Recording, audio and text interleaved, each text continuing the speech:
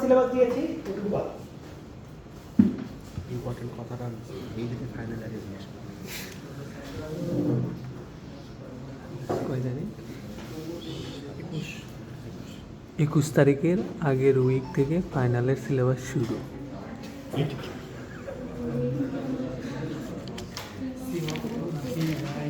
আচ্ছা, আমাদের এই চ্যাপ্টারটা হচ্ছে মেমোরি ম্যানেজমেন্ট। এইখানে মেইনলি আমি যেটা করবো যে আমাদের প্রাইমারি মেমোরি কোনটা বলেন তো?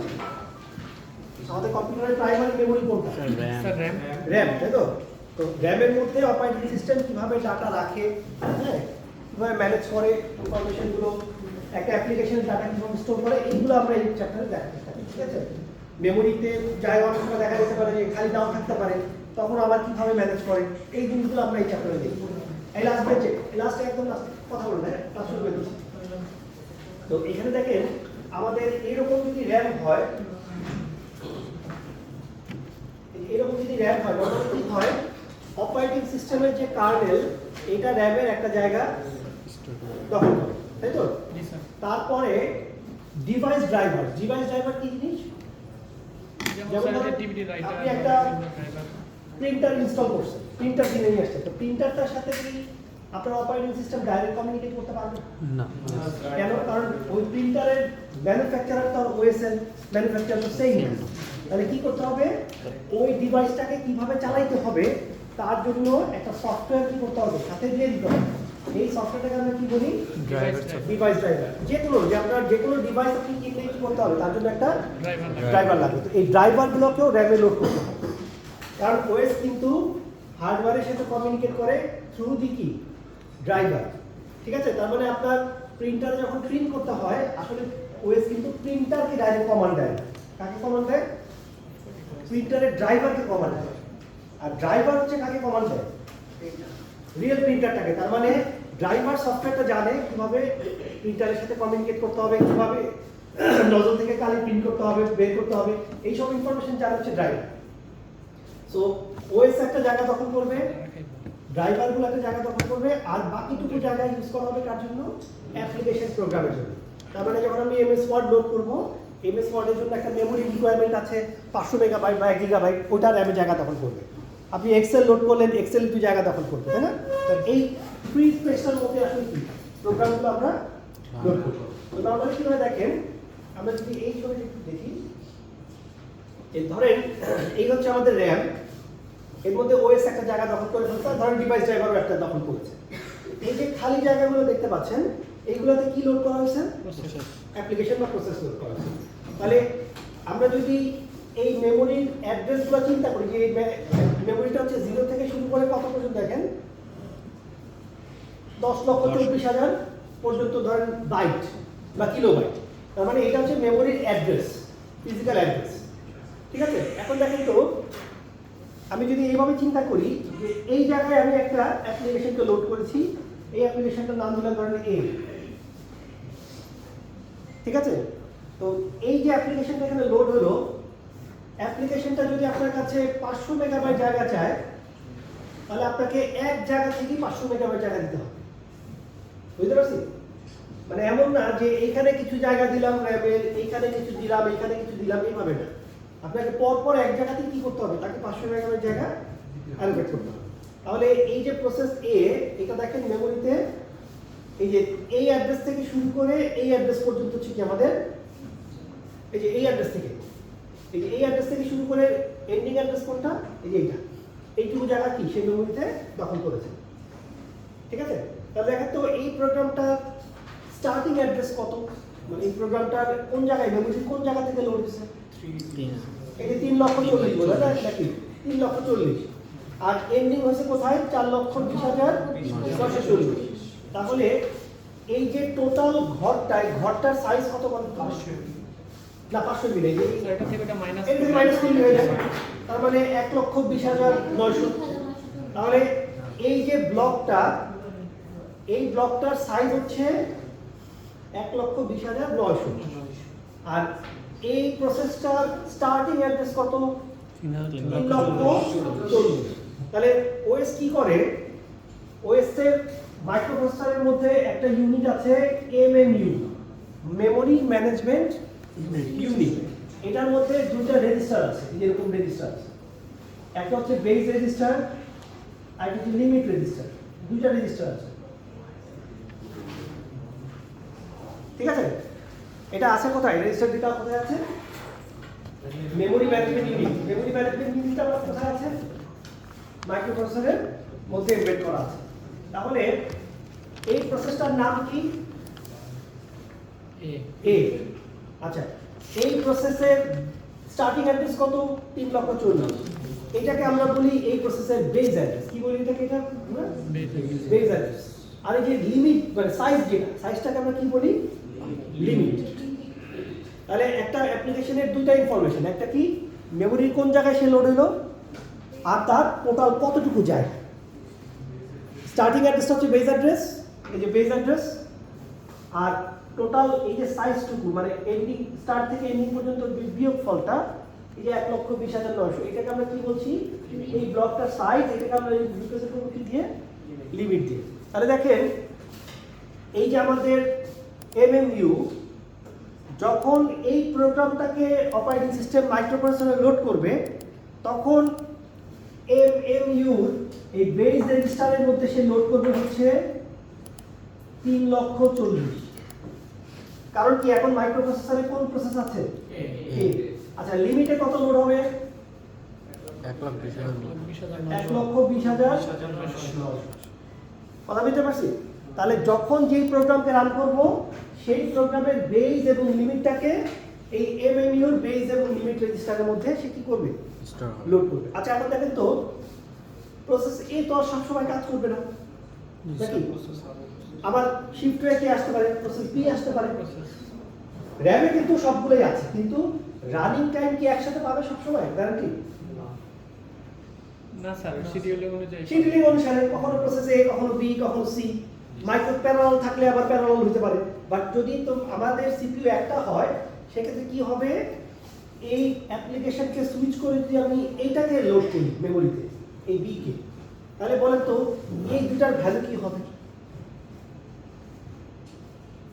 এর বদলে বি কে লোড করলাম, স্যার স্টার্টিং হবে হচ্ছে তাহলে স্টার্টিংটা কত হয়ে যাবে?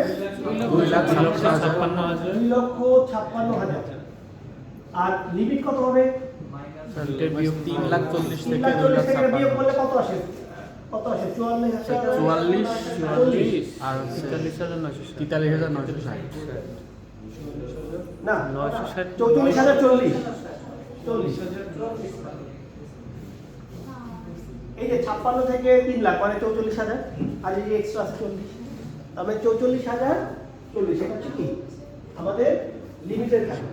এখন তার মানে একটা জিনিস ক্লিয়ার, যে অপারেটিং সিস্টেম যে প্রসেসকে নিয়ে কাজ করে সেই প্রসেসের বেস এবং লিমিটটাকে কি করতে হয়? এই দুইটা রেজিস্টারের মধ্যে লোড করতে হয়। এখন আসেন এই দুইটা রেজিস্টারের মধ্যে বেস আর লিমিটটা দেওয়া দরকারটা, সেটা একটু আমরা দেখাচ্ছি।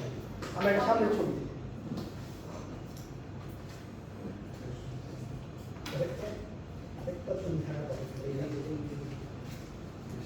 আচ্ছা, ঠিক আছে, দেখেন এখানে আমাদের এই ছবিটা একটু খেয়াল করুন।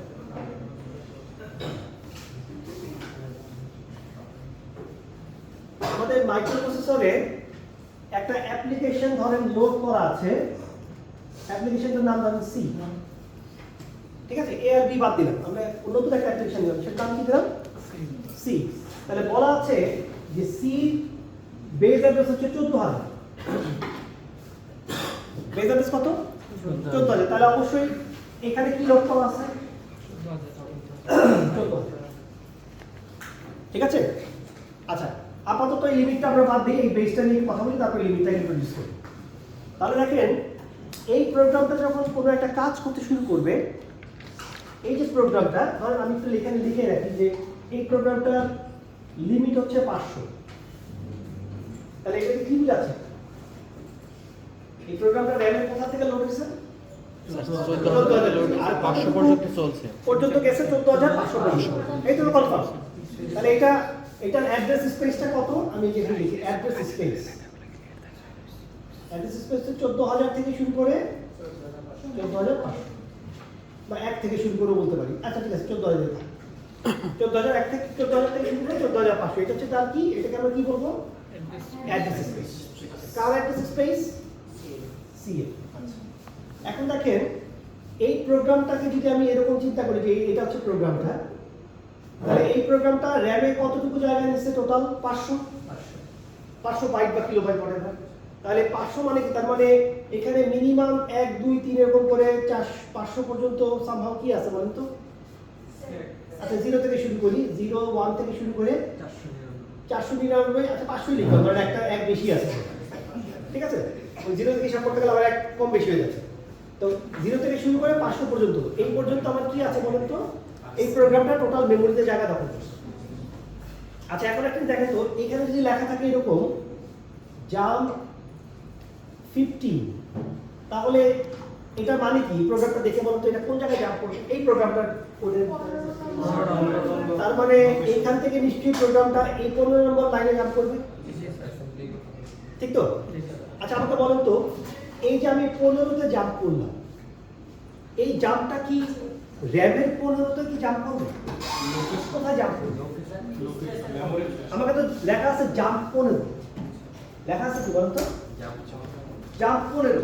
তো এই যে আমি 15তে জাম্প করব, র্যামের 15তে কি প্রোগ্রামটার এই লাইনটা পাওয়া যাবে না? এই লাইনটা কি র্যামের 15তে পাবো কিনা? কোথায় পাবো কে বলতে হবে? হ্যাঁ হ্যাঁ বলুন। অ্যাড্রেস স্পেসের এই যে 15, এটা র্যামের কোথায় গেলে পাওয়া যাবে? প্রোগ্রামটা তো র্যামে লোড করা আছে, এটা চিন্তা করে বলুন। কথা বুঝছেন তো কি বলছি? এই প্রোগ্রামটা লোড করা আছে 14000 থেকে 14500 পর্যন্ত। এই জায়গায় ওএস এই প্রোগ্রামটা রান করতেছে, দেখলো ভিতরে লেখা আছে জাম্প 15, রাইট? তার মানে এই অ্যাড্রেসটা কোথায় গেলে পাবো? তার বেস অ্যাড্রেসটা যদি তার সাথে যোগ করে দেই, তাহলে আমি ওই জায়গায় গেলে ইনস্ট্রাকশনটা পাবো। তার মানে এই যে ইনস্ট্রাকশন 15 বা এই অ্যাড্রেসটা দেখতে পাচ্ছেন, এটা কিন্তু র্যামের অ্যাকচুয়াল অ্যাড্রেস না, এটা হচ্ছে কি এই যে প্রোগ্রামের ভিতরের অ্যাড্রেস। এই প্রোগ্রামের যে ভিতরের যে অ্যাড্রেসটা, লোকাল অ্যাড্রেসটা, এটাকে আমরা বলি হচ্ছে লজিক্যাল অ্যাড্রেস। তো যখন আমি অ্যাপ্লিকেশনটা রান করব ওএস, তখন সে কি করবে? সে অ্যাড্রেস যা দেখতে পাবে সব হচ্ছে লজিক্যাল অ্যাড্রেস। কিন্তু এই লজিক্যাল অ্যাড্রেস দিয়ে যদি আমি মেমোরিতে চলে যাই, তাহলে কিন্তু আমি ওখানে গেলে প্রোগ্রাম পাবো না। তাহলে আমাকে কি করতে হবে? লজিক্যাল থেকে ফিজিক্যাল অ্যাড্রেসে জেনারেট করতে হবে। তাহলে কি করবো দেখেন তো, এই যে সি ধরেন একটা অ্যাড্রেস দিয়েছে, কত দেখেন তো? 346। তাহলে 346 কোথায় পাওয়া যাবে? 40,000 থেকে প্লাস এটার সাথে 14000 যোগ করে দিতে হবে নাকি? লজিক্যাল অ্যাড্রেস 346, 14000 যোগ করলাম, হয়ে গেল কত? 14300। তাহলে এইটা কি অ্যাকচুয়ালি বলুন তো? ফিজিক্যাল। তাহলে র্যামে যদি আমি ওই প্রোগ্রামটার যে কোনো ডাটা খুঁজে পেতে চাই, প্রত্যেকটা লজিক্যাল অ্যাড্রেসের সাথে কি করতে হবে? আমাকে বেস অ্যাড্রেস যোগ করতে হবে। তো ওএস কি করে? এটা রান টাইমে জেনারেট করে। যখন আপনি যেই লাইনের জন্য ইনস্ট্রাকশন চাইবেন, ওইটার সাথে বেস যোগ করে দিবেন। আবার আরেকটা চাইলেন, বেস যোগ করে দিবেন। যেমন ধরেন এখানে যদি এরকম আসে, এখানে যদি আসে ধরেন 150, তাহলে কি হবে? ফিজিক্যাল অ্যাড্রেস কত হবে? 14150। তাহলে যখন যে ইনস্ট্রাকশন আসবে, সাথে সাথে সে কি করবে? বেস যোগ করে সেই লোকেশনে ওই লোকেশনটা জেনারেট করে ফেলবে, অ্যাড্রেসটা জেনারেট করে ফেলবে। তাহলে এই যে প্রসেসটা, লজিক্যাল থেকে ফিজিক্যালে ট্রান্সলেশনের যে প্রসেসটা, এই যে বেস যোগ করে, এটাকে আমরা বলি হচ্ছে অ্যাড্রেস ট্রান্সলেশন। তাহলে অপারেটিং সিস্টেম সারাক্ষণই কি করতেছে? অ্যাড্রেস ট্রান্সলেশন করতেছে। এখন ইন্টারেস্টিং কোশ্চেন, এই যে আমাদের প্রোগ্রাম এখানে কি লোড করা ছিল? সি। আচ্ছা ধরেন এখন সির বদলে যদি অপারেটিং সিস্টেম বি কে লোড করে, তাহলে কি সিচুয়েশন দাঁড়াবে বলেন তো? এই বেস অ্যাড্রেসটা কি 14000 থেকে যাবে, নাকি চেঞ্জ কিছু একটা করতে হবে? মানে এখানে কি 14000 রেখে দেবো কিনা? প্রোগ্রাম কিন্তু লোড হয়েছে বি, তাহলে নিশ্চয়ই বি যেখান থেকে লোড হয়েছে সেটা লোড করতে হবে, ঠিক না? আপডেট হবে আগে। তার মানে বি কে যখন আমি র্যামে লোড করব, ওই বির বেস অ্যাড্রেসটা আমাকে কি করতে হবে? এই জায়গায় এনে লোড করতে হবে। কারণ বি হচ্ছে 15000 থেকে, আর বি লিমিট ধরেন 1000, ঠিক আছে? তাহলে এখানে বলেন তো, বি যখন এখানে বলবে 346, তখন কি হবে? 15,000 এটা কি 14000 যোগ হবে না 15000 যোগ হবে? 15,000। তাহলে 15346 হবে হচ্ছে অ্যাড্রেস। তাহলে যেই অ্যাপ্লিকেশন লোড হচ্ছে, সাথে সাথে ওএস কি করতেছে? তার বেস এবং লিমিট এখানে এনে লোড করে দিচ্ছে। তাহলে ট্রান্সলেশন কিভাবে হচ্ছে ধরা যাচ্ছে কিনা? ফিজিক্যাল লজিক্যাল থেকে ফিজিক্যাল বারবার ট্রান্সলেশন করতে হচ্ছে না, কন্টিনিউয়াস ট্রান্সলেশন করতে হচ্ছে। যখন ইনস্ট্রাকশন আসবে তখনই কি করবো আমরা ট্রান্সলেশন করবো। এখন একটা ইন্টারেস্টিং জিনিস দেখেন তো, এই যে প্রোগ্রামটা যে বি যেটা এখানে সে যদি এরকম জেনারেট করে 1050, তাহলে কি হবে? তাহলে তো হবে না, লিমিটেড ক্রস করছে। আচ্ছা যদি 1050 জেনারেট করে, ধরেন সে দিল 1050, আমি যদি তার সাথে বেসটা যোগ করে দিই 15,000, তাহলে এখানে কত হবে? 16,050। বলেন তো এই 16,050 অ্যাড্রেসটা কি এই বির অ্যাড্রেস স্পেসের মধ্যে আছে কিনা? না স্যার, বাইরে চলে গেছে। আরেকজনের অ্যাড্রেস স্পেসে চলে গেছে। তাহলে একটা প্রোগ্রাম যদি আরেকটা প্রোগ্রামের স্পেসে ঢুকে যায়, নিশ্চয়ই ওইখানে গিয়ে সে কোনো ইনভ্যালিড কমান্ড টমান্ড দিয়ে কি করতে হবে, তাকে ক্ষতিগ্রস্ত করে দিতে পারবে, দিতে পারে। ঠিক কি না? ধরেন অপারেটিং সিস্টেমের স্পেসে ঢুকে গেলাম, ঢুকে গিয়ে কি করবো, ওএসকে দিয়ে আবিজাবি কাজ করে সব হার্ড ডিস্কে ডিলিটেড, ভাইরাস যা করে সব ডিলিটেড করে দিয়ে বাইরে হয়ে গেল। তার মানে ওএসকে অবশ্যই এনশিওর করতে হবে যে একটা অ্যাপ্লিকেশন যেন কোনোভাবেই তার জন্য যে অ্যালোকেটেড স্পেস তার বাইরে যেন সে কি করতে পারে, না যেতে পারে। অ্যাক্সেস করতে না পারে। তাহলে এটার জন্য আমার কি লাগবে, একটা মেমোরি প্রোটেকশন লাগবে। এটুকু বোঝা গেল কিনা? তাহলে প্রোটেকশনটা দেওয়ার জন্য হচ্ছে আমাদের এই যে লিমিটেড। দেখেন আমি এই ছবিটাকে একটু যদি মডিফাই করতাম এইভাবে, আমি এখানেই বড় ছবিটা আঁকি। ছবিটা এখানে ছিল, স্লাইডে খুঁজে পাচ্ছি না। স্লাইড নাই। আচ্ছা তাহলে প্রথমে আমাদের দেখেন এই হলো আমাদের সিপিইউ। সিপিইউ থেকে কি জেনারেট হবে? Logical address. আচ্ছা আমি দেখেন এরকম করতে পারি কিনা, এইখানে আমি একটা কন্ডিশন দিলাম, লেস দেন লিমিট। লিমিট, এখানে দিই লিমিট। আচ্ছা যদি লেস দেন লিমিট হয়, এটা যদি ট্রু হয় তাহলে আমি এদিক যাব, আর যদি ফলস হয় নিচে যাবো। তাহলে আমি এদিক যাব। তাহলে ফলস হলে আমি জেনারেট করব অ্যাড্রেসিং এরর, আর যদি ট্রু হয় তাহলে কি করব, এই যে এখানে দেয়া আছে লিমিট, বেজের সাথে লিমিট যোগ। তাহলে এখানে কি করব, এখানে কি দেয়া আছে বেস, এই বেস আর এই অ্যাড্রেসটা দুইটা কি হবে, যোগ হবে, হয়ে কি হবে physical address. Physical address generate হবে। এবং এই অ্যাড্রেসটা কোথায় যাবে, এটা যাবে হচ্ছে র্যান্ডম। দেখেন তো এইভাবে কাজ করবে কিনা? পারফেক্ট। তার মানে এখন এইখানে 1050 যদি কেউ দেয়, দেখেন তো এই লিমিটে লেখা আছে 1000, এখানে কত দিলাম 1050, অ্যাড্রেসিং। তাহলে 1050 কি পার হবে কিনা এই কন্ডিশন থেকে? দেখেন না না স্যার, স্যার। অ্যাড্রেসিং এরর হবে। তাহলে অ্যাড্রেসিং এরর মানে হচ্ছে এই প্রোগ্রামটা অন্য কোনো প্রোগ্রামের অ্যাড্রেস স্পেসের যাওয়ার চেষ্টা করতেছে, এমন একটা অ্যাড্রেস সে দিছে আমাকে যার সাথে বেস যোগ করলে আরেকজনের স্পেসে ঢুকে যায়। তাহলে মনে রাখবেন অ্যাড্রেসিং এরর হচ্ছে একদম কি বলে ফার্স্ট ডিগ্রি অফ মানে ক্রাইম। তো যখনই কোনো একটা প্রোগ্রাম অ্যাড্রেসিং এরর জেনারেট করবে, ওএস আর তাকে কোনো সুযোগ দিবে না, ধরে টানবে। মানে ওইটাকে আর ইয়ে করা যাবে না, কি বলে যে এক্সেপশন হ্যান্ডেল দিয়ে যে আপনি রিকভার করে ফেরত আসবেন ভুল হয়ে গেছে বলে আর বাঁচার কোনো আমার কোনো উপায় নেই। অ্যাড্রেসিং এরর মানে সাথে সাথে টানবে। বুঝতে পারছেন কি বলছি? ওই যে মজার জিনিস, আপনারা কখনো রিকার্সিভ প্রোগ্রাম করছেন? রিকার্সিভ ওই যে নিজে বারবার কল করে, করতে করতে এক সময় কি করে, যখন টার্মিনেশন কন্ডিশন আসে তখন আবার কি করে, আবার উল্টা দিকে ব্যাকট্র্যাক করতে থাকে, তাই তো? তো ব্যাকট্র্যাক করতে করতে আবার যোগ বিয়োগ গুণ ভাগ কিছু একটা করে। আচ্ছা যদি টার্মিনেশন কন্ডিশনটা আপনি দিতে ভুলে যান, আনলিমিটেড চলবে। না কেন ক্র্যাশ করবে? এই যে এখন চিন্তা করে বলেন, তার মানে আমি আমাকে কল করলাম, স্ট্যাকে রেখে গেলাম, আবার কল করলাম, স্ট্যাকে রাখলাম, রাখতে রাখতে এক সময় কি হবে, যেহেতু কোনো টার্মিনেশন কন্ডিশন নেই, স্ট্যাক বাড়তে বাড়তে বাড়তে বাড়তে এমন একটা জায়গায় যাবে যে আমার স্পেসের মধ্যে আর জায়গা হচ্ছে না। তখন আমি যেই স্পেসের বাইরে পাড়া দিব, সাথে সাথে স্ট্যাক ওভারফ্লো মানে অ্যাড্রেসিং এরর হবে। তখন ওএস কি করবে, আমাকে স্ট্রেট টার্মিনেট করবে। ওইখান থেকে কিন্তু আর বাঁচায় আসার কোনো রাস্তা নেই। মনে রাখবেন স্ট্যাক ওভারফ্লো বা মেমোরি অ্যাড্রেসিং এরর এইগুলা থেকে কিন্তু বাঁচার কোনো রাস্তা নেই, ঠিক আছে? তো এইগুলা অপারেটিং সিস্টেম খুব স্ট্রিক্টলি ডিল করে।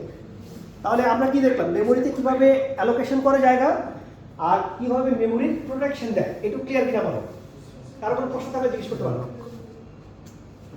আচ্ছা, তাহলে লজিক্যাল অ্যাড্রেস ফিজিক্যাল অ্যাড্রেস ব্যাপারটা আমরা বুঝি। এখন যেটা আমরা যেটা বললাম আসলে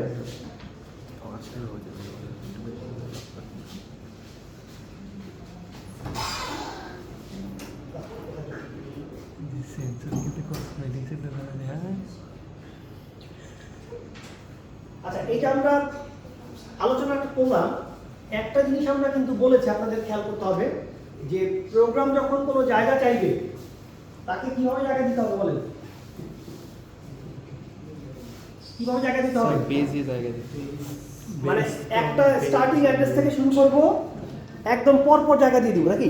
জি স্যার আচ্ছা, ধরেন একটা প্রোগ্রাম আপনার কাছে জায়গা চাইবে হচ্ছে 1 গিগাবাইট, তাহলে তাকে কি করতে হবে? তাকে র্যামে এইরকম কন্টিনিউয়াস 1 গিগাবাইট জায়গা তাকে অ্যালোকেট করতে হবে। জি স্যার করলাম। আচ্ছা, কোনো প্রোগ্রাম যদি আপনার কাছে 3 গিগাবাইট জায়গা চায়, এখন আপনি পুরো র্যাম সার্চ করতেছেন, দেখবেন যে 3 গিগাবাইট এক জায়গায় নেই, কোনো জায়গায় 2 গিগাবাইট, কোনো জায়গায় 2.5 গিগাবাইট, কোনো জায়গায় 1 গিগাবাইট, কোনো জায়গায় 500 এমবি, এরকম বিভিন্ন জায়গায় খালি পড়ে রয়েছে। কিন্তু আমি এই প্রোগ্রামটাকে দিতে পারছি না, কারণ কি? এই প্রোগ্রামটা পরপর জায়গা দিতে হবে। তাহলে কন্টিনিউয়াস অ্যালোকেশনের একটা ডিফিকাল্টিস হচ্ছে যে র্যামে যদি পরপর জায়গা না থাকে তাহলে কিন্তু কাজ হবে না। যেমন এই ক্লাসে আপনারা এখন কত 29 জন প্রেজেন্ট আছেন। এখন আমাকে যদি সাইদ ভাই এসে বলে যে স্যার এখানে তো জায়গা বেশি একটা নাই, এখানে 20 জনের জায়গা আছে, আপনার এখানে 20টা সিট দেই আর পাশে তুমি 9টা সিট দিই, আপনি ক্লাসটা নিয়ে ফেলেন, তাই কি পারবো নিতে ক্লাস? আমি তো 2 জায়গায় ক্লাস নিতে পারবো না, তার মানে হবে না। দিলে আমার 29ই দিতে হবে এক জায়গায়, আর নালে নাই, কিছু করার নেই, নালে বলতে হবে যে ক্লাস নাই, জান গিয়ে অনলাইন স্যার অনলাইনে তো লিমিট নাই, অনলাইন বাদ, হ্যাঁ অফলাইনে দিতে হবে। কথা হচ্ছে তার মানে কন্টিনিউয়াস অ্যালোকেশন কিন্তু একটা ডিফিকাল্ট ইস্যু, ঠিক আছে? কিন্তু আমাদের এখন আমরা যা বলবো সব কিছুতে আমরা ধরে নিব যে আমাদের অ্যালোকেশন কন্টিনিউয়াস কন্টিনিউয়াস। আচ্ছা, এবার আসেন কন্টিনিউয়াস অ্যালোকেশন কি আমরা একটু সামনে আসি। দেখেন এখানে আমরা কি করব, ধরেন আমরা এখানে অ্যালোকেশন করতেছি এইভাবে। আচ্ছা, এটা কি ছিল?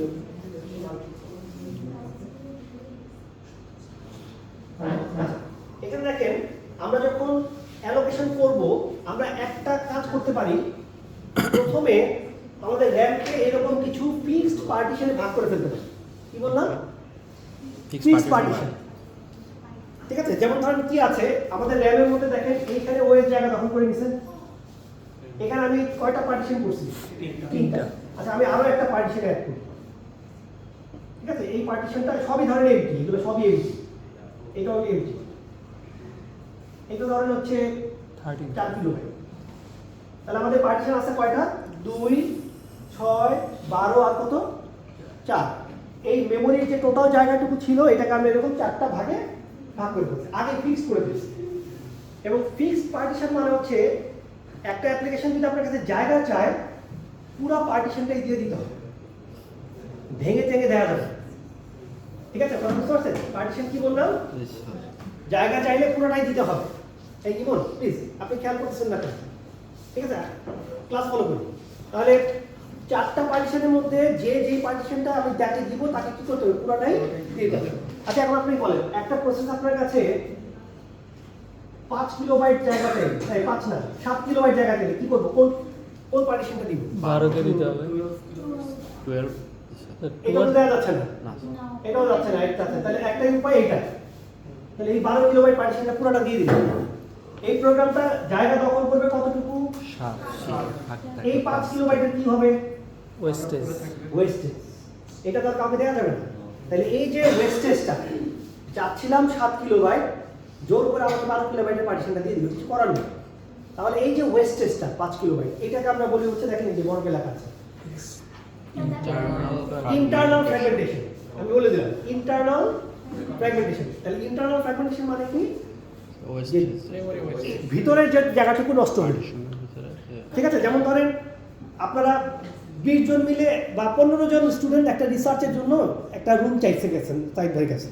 সাইদ ভাই আপনাদেরকে 612 রুম নাম্বারটা দিয়ে দিল, খালি ছিল।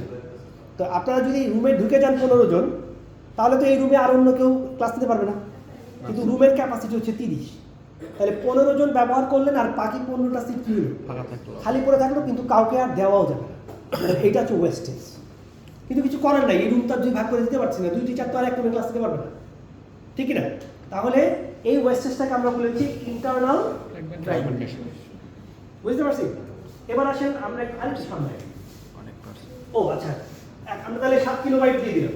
আচ্ছা, এবার একটা প্রসেস আপনার কাছে জায়গা চাইলো 2 কিলোবাইট, কোনটা দিব বলুন? দুইটা এটাতে কোনো ফ্র্যাগমেন্টেশন হয়নি, না, স্যার। লাকিলি একদম জায়গা মতো মিলে গেছে। আচ্ছা, এখন আপনার কাছে একটা প্রসেস চাইলো 7 কিলোবাইট জায়গা, বলেন কোথেকে দিব?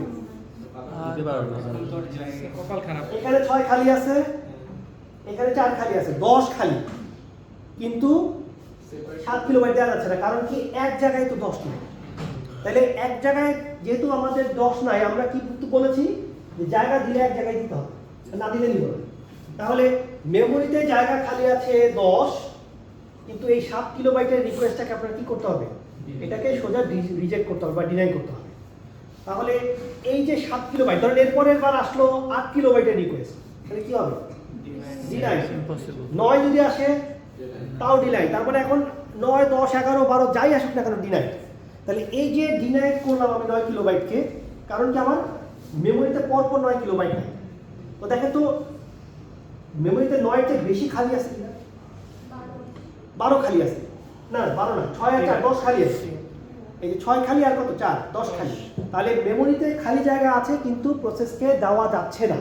তাহলে এই রিকোয়েস্টের রেসপেক্টে এই জায়গাগুলো আসলে ওয়েস্টেজ না, বলেন তো? রিকোয়েস্টের রেসপেক্টে রিকোয়েস্ট করতেছে রুম খালি কিন্তু দিতে পারলাম না। তাহলে এই রিকোয়েস্টগুলোর রেসপেক্টে এই জায়গাগুলো হচ্ছে ওয়েস্টেজ। এই ওয়েস্টেজটাকে আমরা বলি হচ্ছে এক্সটার্নাল ফ্র্যাগমেন্টেশন। এক্সটার্নাল ফ্র্যাগমেন্টেশন মানে কি? মানে সেভেন জায়গা আছে, মোট জায়গা রিকোয়েস্টের চেয়ে বেশি, কিন্তু এক জায়গায় না থাকার কারণে আমি অ্যালোকেট করতে পারলাম না। তাহলে ওই রিকোয়েস্টের রেসপেক্টে আমার কি হবে? এই জায়গাটাকে আমরা কি বলবো? External fragmentation. এটা ক্লিয়ার কিনা? আচ্ছা, এখন প্রশ্ন আসতে পারে যে এই যে আমি এক্সটার্নাল ফ্র্যাগমেন্টেশন হইলো, এখন যদি এরকম হয়, এখন যদি এখানে যদি 3 কিলোবাইটের রিকোয়েস্ট আসে, দিতে পারবো কিনা দেখেন? জি স্যার। তাহলে আমি যে এই 4 কিলোবাইটের পার্টিশনটা দিয়ে দিতে পারবো। তাহলে এখন কিন্তু আর আমি এক্সটার্নাল ফ্র্যাগমেন্টেশন বলবো না, ইন্টারনাল ইন্টারনাল ফ্র্যাগমেন্টেশন হবে। 4 এর জায়গায় 3 ব্যবহার হবে আর 1 কি হবে? ওয়েস্টেজ। আচ্ছা, এইটা যদি রিকোয়েস্ট, ধর এই দুইটা খালি আছে, 6 আর 4 খালি আছে, এখন যদি একটা রিকোয়েস্ট আসে 15 কিলোবাইট, তাহলে কি হবে? 6 আর 4 কিন্তু খালি আছে, রিকোয়েস্ট আসছে 15 কিলোবাইট। স্যার এক্সটার্নাল না স্যার। এক্সটার্নাল না স্যার। কেন? কোনোটাই না স্যার, এক নম্বর জায়গা জায়গা দুই তো স্যার 15 হ্যাঁ, আমার র্যাবে জায়গা টোটাল আছে 6 আর 4 10 কিলো, 10 রিকোয়েস্ট আসছে 15, তো 15 তো আমার দেওয়া দিতে পারারই কথা। পারারই কথা। তো এটার জন্য তো আর আমি ডাইরেক্ট নিব না যে ফ্র্যাগমেন্টেশন, নাকি? তার মানে জায়গা আছে দিতে পারলাম না, তখন হচ্ছে ফ্র্যাগমেন্টেশনের প্রশ্ন। আর যেটা জায়গা নাই সেটা তো রিজেক্ট করলে কোনো অসুবিধা নেই, কথা বুঝতে পারছি? তাহলে এই 15 কিলোবাইটের রিকোয়েস্ট আসলে যদি এটাকে রিজেক্ট করি, তার জন্য কিন্তু কোনো ফ্র্যাগমেন্টেশন হবে না। ইন্টারনাল তো প্রশ্নই আসে না, এক্সটার্নালও হবে না। তো এক্সটার্নাল কখন হবে? র্যামে টোটাল জায়গা রিকোয়েস্টের চেয়ে বেশি কিন্তু দিতে পারলাম না, তখন হচ্ছে তখন external। এক্সটার্নাল। কথা ক্লিয়ার? আচ্ছা, এখন আসেন এটা আমরা কি করলাম? পার্টিশনটাকে ফিক্স করছি। তাহলে এখানে দেখেন তো পার্টিশন না রাখলে কি হতো? কোনো পার্টিশন যদি না রাখা, এরকম খালি করে দিই, কোনো পার্টিশনই রাখার দরকার নেই, এই যে এরকম খালি, তাহলে এটা ভালো কিনা? ধরেন এখানে ওএস এর জন্য কিছু জায়গা অ্যালোকেশন আছে, এটা বাদ, এটা দেওয়া হলো। এখন আপনার কাছে একটা প্রসেস জায়গা চাইলো 4 কিলোবাইট, তারপরে তো পুরো র্যামই খালি এখানে, তো আপনি এতে কি করলেন? ভেঙে 4 কিলোবাইট দিয়ে দিলেন। আরেকজন চাইলো 7 কিলোবাইট, আপনি এখান থেকে ভেঙে 7 কিলোবাইট দিয়ে দিলেন। এখন তো আপনার আর কোনো পার্টিশন নাই, যা চাচ্ছে তাই দিচ্ছে। আপনার কাছে একজন চাইলো 9 কিলোবাইট দিয়ে দিলেন 9 কিলোবাইট, আরেকজন চাইলো 2 কিলোবাইট দিয়ে দিলেন 2 কিলোবাইট, আরেকজন চাইলো 2 কিলোবাইট দিয়ে দিলেন 2 কিলোবাইট, তাহলে আপনার র্যাম টোটালি ফুল হয়ে গেল। এখন দেখেন এখানে কোনো ইন্টারনাল ফ্র্যাগমেন্টেশন হয়েছে কিনা, না স্যার। নাকি প্রোগ্রাম যা চাইছে তাই দিচ্ছে, যা চাওয়া হয়েছে তাই দেওয়া হয়েছে, তাহলে কোনো ইন্টারনাল ফ্র্যাগমেন্টেশন আছে? নাই। তাহলে আমার যদি ভ্যারিয়েবল পার্টিশন হয়, তারপরে কোনো পার্টিশন নাই, তাহলে কোনো ইন্টারনাল ফ্র্যাগমেন্টেশন এখানে হওয়ার কোনো সম্ভাবনা নেই। এক্সটার্নাল ফ্র্যাগমেন্টেশন হবে কিনা? না স্যার হবে। না স্যার এখানে তো ওইরকম কেজি জেনারেট হবে না। কেস জেনারেট হবে না। আচ্ছা জেনারেট করি একটা দিই পারি হবে? আচ্ছা কিভাবে হবে বলেন? যদি একটা স্যার পুরো ফ্রেমের মানে 10টা নিতে 10 কিলোবাইট নিতে পারবে, কিন্তু স্যার মনে করেন যে 8 পর্যন্ত পূরণ হয়ে গেছে, পরে আসছে 3, তখন তার 2 দিতে হবে। ওটা তো overflow এক্সটার্নাল হয়ে গেল ওইটা। না ওটা তো overflow হয়ে গেল। আমার জায়গা না থাকলে তো ফ্র্যাগমেন্টেশন বলা হবে। আচ্ছা যেমন ধরেন এই প্রোগ্রামটা কাজ শেষ করে চলে গেছে, এই জায়গাটা খালি হয়ে গেছে, এটা ফ্রি, এটা ফ্রি হয়ে গেছে। স্যার ওকে, তার মানে এখানে কত কেবি ফ্রি আছে? 9। এটাও চলে গেছে কাজ শেষ করে ফ্রি। তাহলে টোটাল মেমোরিতে জায়গা কাছে খালি কত? 11। এখন যদি 10 কিলোবাইট চায় ভাবনা কোথা থেকে? এখন কেউ যদি এই যে দুটো খালি হয়ে গেছে 9 আর 2, তাহলে মেমোরিতে জায়গা খালি কত? 11। এখন যদি 10 কিলোবাইটের রিকোয়েস্ট আসে কি করব বল? আমি তুলেছি দিতে পারবো না স্যার পারবো না, তাহলে কি হবে? রিজেক্ট করতে হবে। তার মানে এক্সটার্নাল ফ্র্যাগমেন্টেশন হতে পারে। সো দেওয়ার সময় কিন্তু টের পাবো না, কিন্তু মাঝখান দিয়ে তো চলে যাবে। ওই জায়গাগুলো কি হবে? খালি থেকে যাবে না?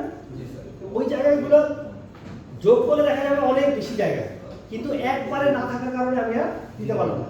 আচ্ছা দেখেন তো এই দুইটা জায়গা যদি আমি এক জায়গায় নিয়ে আসতে পারতাম মার্চ করে, তখন স্যার আবার তাহলে পারতাম কিনা দিতে? জি স্যার মানে এই ফ্রি দুটা যদি একসাথে নিয়ে আসতে পারতাম আর এই 2 কিলোবাইট উপরে উঠে দিতে পারতাম, তাহলে কি দিতে পারতাম কিনা? স্যার অবশ্যই পারতাম না? তাহলে দেখেন এই যে খালি জায়গাগুলো, এই যে খালি জায়গাগুলো, এই খালি জায়গাগুলোকে অপারেটিং সিস্টেম কি করে, যখন কোনো অ্যাপ্লিকেশন খুব একটা রান করছে না তখন সে এইগুলোরে মার্চ করে দেখেন এক জায়গায় নিয়ে চলে আসে। দেখতে পাচ্ছেন এখানে জি স্যার 37 কিলোমিটার এক জায়গায় চলে আসে। তাহলে এই যে 20, 7 আর 10 এই তিনটা স্পেস, এটা আমাদের দেখতে কি অসুবিধা হচ্ছে? স্কেল দিলে কি উপরে উঠবে? তাও তো উঠবে। স্লাইডের কারণে।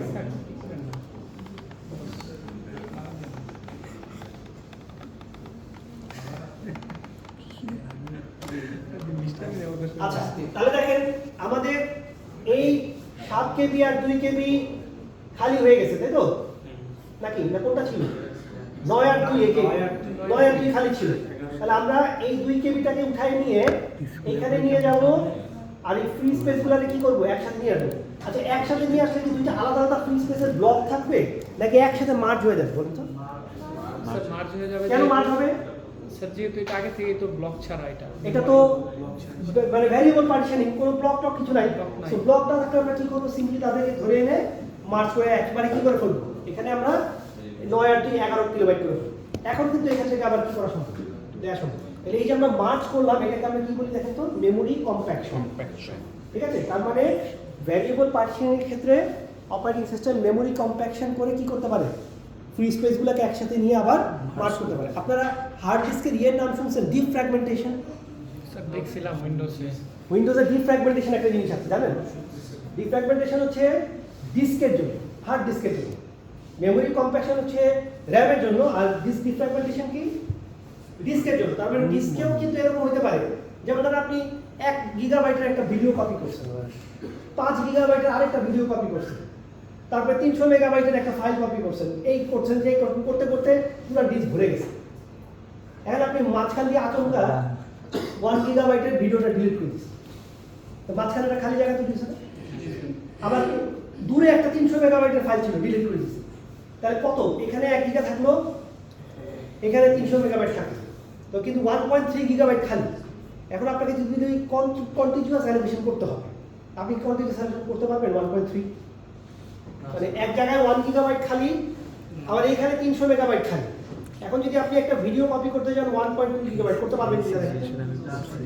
কারণ আপনি তো দুই জায়গায় তো, কিন্তু এই দুইটা স্পেসকে যদি আমি একসাথে মার্চ করে ফেলতে পারতাম তখন কিন্তু করতে পারতাম। তাহলে এই যে মার্চ করা, এই মার্চ করাটাকে আমরা বলেছি ডিফ্র্যাগমেন্টেশন। কি বলি আমরা? ডিফ্র্যাগমেন্টেশন। এটা আমাদের এখন লাগবে না, এটা আমরা ফাইল করার সময় তো দেখবো। তো ডিফ্র্যাগমেন্টেশন হচ্ছে ডিস্কের জন্য, আর মেমোরির জন্য আমরা বলি হচ্ছে মেমোরি কম্প্যাকশন। ঠিক আছে? আচ্ছা তাহলে অ্যালোকেশন বোঝা গেল কিনা? তাহলে কোনটা ভালো, মানে ফিক্সড পার্টিশন ভালো নাকি ভ্যারিয়েবল পার্টিশন? ভ্যারিয়েবল পার্টিশন ভালো এখন, তাই তো? আমরা ভ্যারিয়েবল পার্টিশনের পক্ষে ভোট বেশি মনে হচ্ছে। স্যার এটা নিউন নেগেটিভ সাইড আছে কোনটা? Variable partition. ভ্যারিয়েবলের খালি যে এক্সটার্নাল ফ্র্যাগমেন্টেশন হচ্ছে নেগেটিভ সাইড, আর ইন্টারনাল তার হচ্ছে না। আচ্ছা এবার আসেন র্যামের যখন আমরা কোনো জায়গা অ্যালোকেশন করি আমাকে রেকর্ড রাখতে হবে না যে কারে কতটুকু জায়গা দিলাম তো উচিত স্যার নাকি? স্যার রাখা উচিত। যেমন ধরেন 612 তে এখন এই মুহূর্তে কি আছে? অপারেটিং সিস্টেম 361 ক্লাস হচ্ছে, এটা তো রেকর্ড আছে। তাহলে কি হবে, এখন যদি কারো কাছে রুম চাওয়া হয় হঠাৎ করে দেখে সে চেক করে দেখবে 612 কিন্তু অ্যাভেলেবল না, তার মানে অন্য কোনো রুম দিতে হবে। এটা যদি রেকর্ড না থাকে তাহলে তো 612 দিয়ে আরেকজন কি করবে, ক্লাসটিতে দিয়ে দিবে। তার মানে আমাকে রেকর্ড রাখতে হবে মেমোরির কোন জায়গায় কোন প্রসেসটা এই মুহূর্তে এক্সিস্ট করছে এবং কোন রুমগুলো খালি, সেটাও আমরা কি করতে হবে, রেকর্ড রাখতে হবে। তাহলে আমরা দেখেন এইটা যদি আমাদের একটা লিনিয়ার মেমোরি, একদম সিম্পল একটা মেমোরি, ধরেন এই মেমোরির 1 2 3 4 5 এই 5টা ঘরে কি আছে, প্রসেস এ। আবার এই 3টা ঘর কি খালি, ঠিক আছে, 3টা ঘর কি খালি। খালি। তাহলে এটাকে আমরা বলেছি হোল। তারপরে আবার দেখেন 1 2 3 4 5 6 6টা ঘরে একটা প্রসেস বি আছে, তারপরে কি আছে 1 2 3 4 এই 4 ঘরে কি আছে সি, এরপরে আবার 2টা ঘর খালি। তার মানে ফিক্সড পার্টিশন হোক আর ভ্যারিয়েবল পার্টিশন হোক, এই মাঝখানে কিছু কিছু জায়গা খালি দেখা যাচ্ছে আর বাকি জায়গাগুলোতে কি দেখা যাচ্ছে, অ্যাপ্লিকেশন দেখা যাচ্ছে। তাহলে আমরা এই রেকর্ডটা রাখতে পারি দুই ভাবে। দেখেন একটা হতে পারে আমরা এরকম একটা বিট ম্যাপ ইউজ করতে পারি, এখানকার মেমোরির প্রত্যেকটা বিটের জন্য একটা করে ঘর, জায়গা যদি এই জায়গাগুলো যদি খালি থাকে তাহলে 0, আর যদি অকুপাইড থাকে তাহলে কি থাকবে 1। আর দেখেন তো এখানে 1 2 3 4 5 দেখেন যে 5টা 1, তারপর কি আছে দেখেন তো এই 3টা 0, তারপর কি আছে 1 2 3 4 5 6 7 8 9 10টা 1, দেখেন এই যে পরপর 10টা 1 আছে। জি স্যার তারপর কি আছে দুইটা এই যে 2টা 0।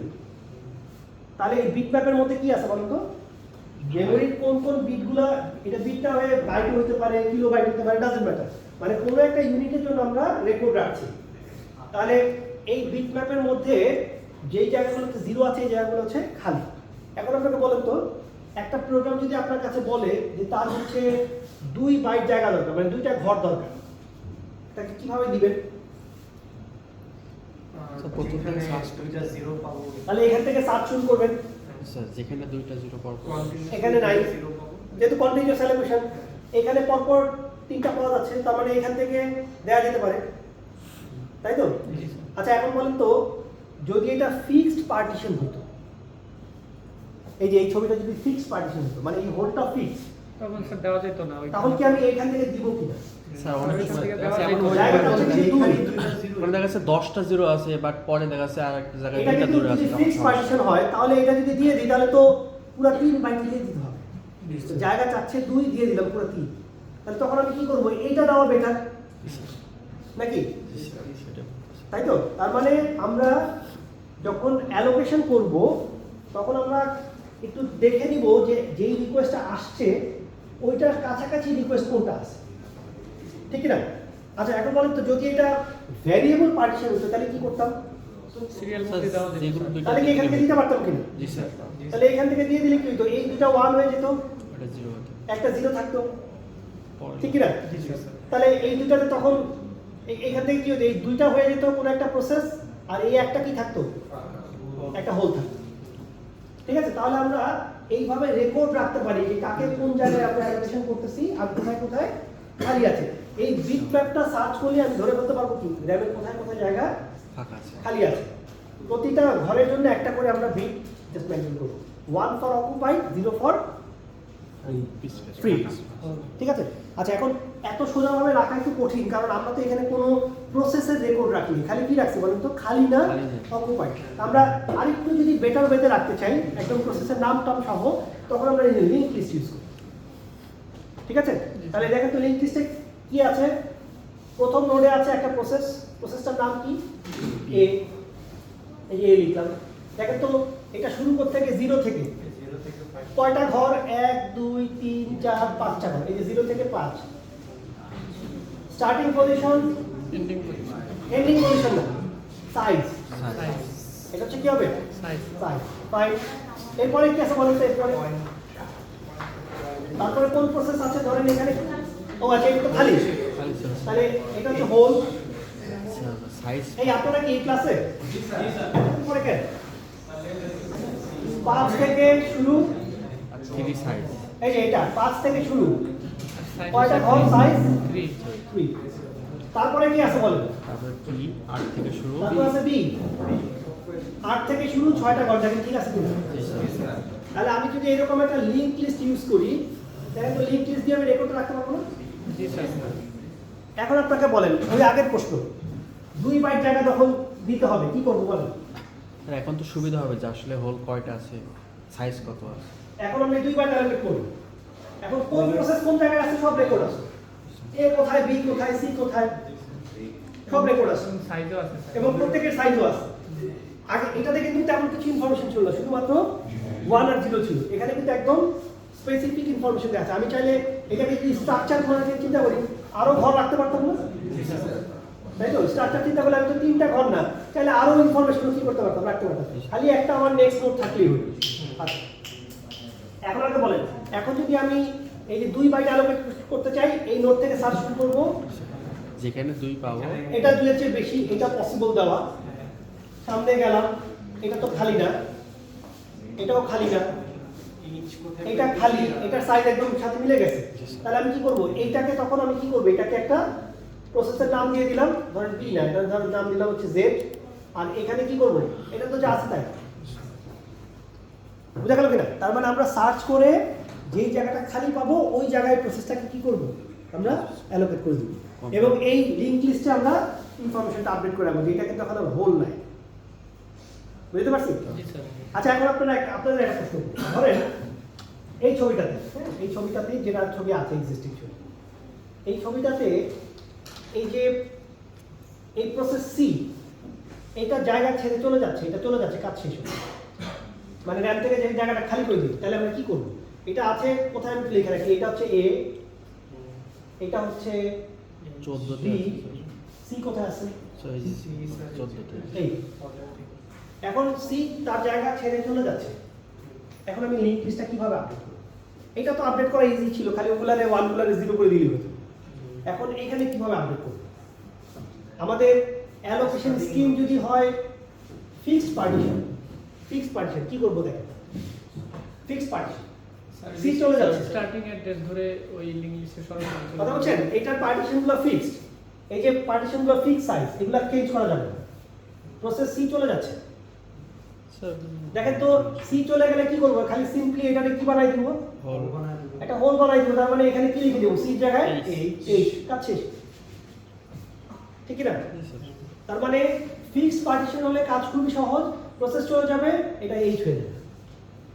এখন যদি এটা যদি ভ্যারিয়েবল পার্টিশন হতো, ফিক্সড না হয়, তাহলে কি হতো দেখেন? তারপর তার পরেরটার সাথে এই যদি ভ্যারিয়েবল হতো, তাহলে দেখেন তো তারপরে একটা হোল রয়েছে স্যার। হোল আছে না? জি স্যার। তাহলে এইটার সাথে কি করতে হবে, Merge। এটাকে মার্জ করতে হবে, ঠিক কি না? আচ্ছা তাহলে এটা তো বোঝা গেল যে মার্জ করতে হবে। এইটা একটু বলেন তো, ডি যদি চলে যায় কি হবে? ডি, এটা ধরেন সি ঠিকঠাক আছে, এই যে এইটা চলে যাচ্ছে, আমি এখন সার্চ করতে করতে ডি কোথায় আছে, এইখানে দেখি, দেখেন তো ডি এখানে না? তাহলে আমি এই লিংক লিস্টের এই পয়েন্টারে আসি, এসে দেখলাম এটাকে হোল বানাইতে হবে। তো এটা যদি ভ্যারিয়েবল পার্টিশন হয় তাহলে কি হবে? ভ্যারিয়েবল পার্টিশন স্যার হোলের স্টার্ট হবে আগের হোল এবং এই হোল কি হবে? মার্জ মার্জ হবে। তা আমি তো এখন লিংক লিস্টের এই পয়েন্টে আছি, এটা কি সিঙ্গুলার লিংক লিস্ট না ডাবল লিংক লিস্ট?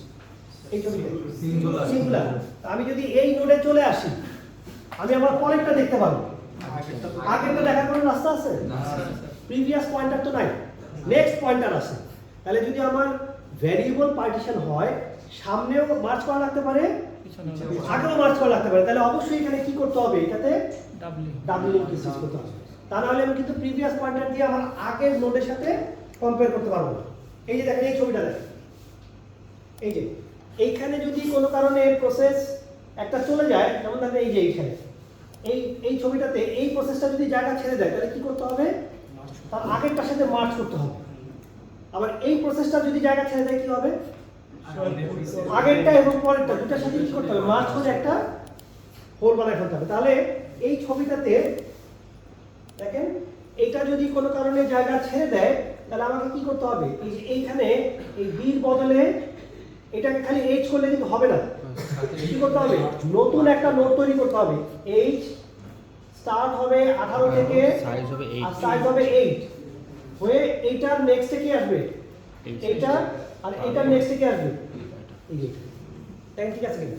জি স্যার, মার্চ হয়ে গেছে। স্যার ভেরিয়েবলে কি সব হোলগুলো কি মার্জ হয়ে যায় বললেন যে তাহলে? হ্যাঁ, তাহলে ওটাতে যদি কম্প্যাকশন করেন তখন মার্জ হয়ে যাবে।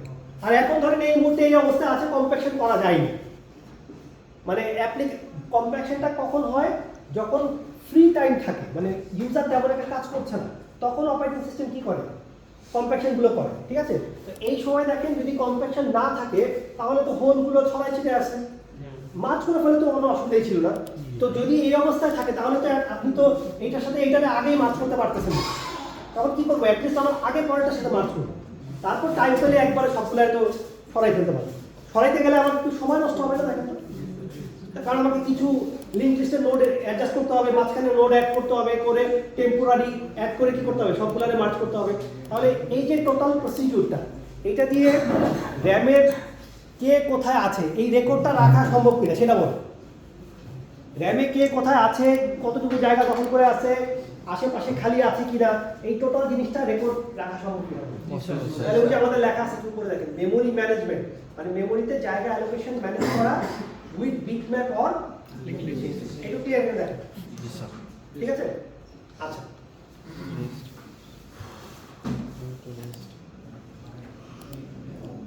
স্যার একটা ব্রেক দিবেন? আচ্ছা ব্রেক দিব, হ্যাঁ ব্রেক দিতে পারি।